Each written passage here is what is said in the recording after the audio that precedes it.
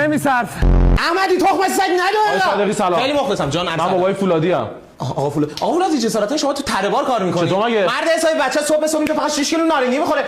جان کجا؟ ثبت نام ما اینجا نداریم. بفرمایید. این بابای سفری نمایشگاهی داد بخوره.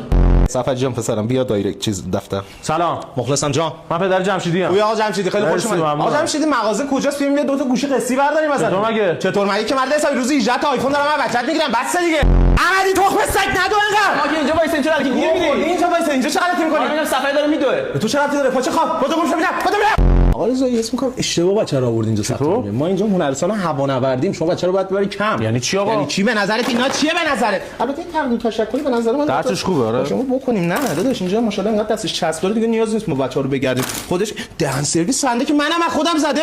سفری بابا این لقمه‌های بوف آشغال بیا خودم برات تازه آوردم. سلام علیکم جان. پدر احمدی هستم. خیلی به به آقا احمدی پس این تخم سگ ندارم دار.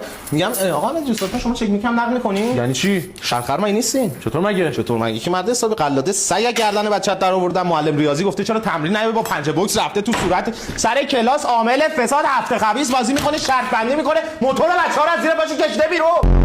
چی شده؟ احمدی سفری گرفته داره خورکش ازش میگیره. چی گفتی؟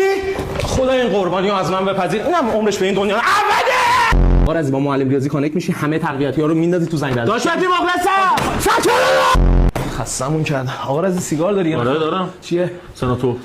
به عنوان ناظم مدرسه خجالت نمی‌کشی سناتور می‌کشی؟ احمدی بود دفتر میام. آقا صادقی احمدی دیگه چیکار داری؟ اون اولترا میکشه اومد یه نخ ازش واسه من بگیر من میرم بیرون روم تو روش بانش. سفری بابا بیا اینجا. بودو ببینم پسرم. پسر بابا امروز تولدشه. این آهنگو با عشق تقدیم میکنم. جونمی کنارت موندنی من به تو بد وابستم. خیلی مخلصم جانم. واسه برای ثبت نام. ورودی جای خیلی مخلصم. شغل شما چیه؟ بنده رئیس بانک هستم. خیلی مخلصم جان در خدمتم. جان. مثلا بچه‌تون درس خون هستن. به شدت. اهل دعوا و خشونت. ابدا. اهل دود و به هیچ عنوان. یه دونه احمدیه که اونم چوسوت میکنه من خودم دیدم اون تحت کنترل خود. مثلا اینا رو بگذاریم. وام چجوری قضیهش؟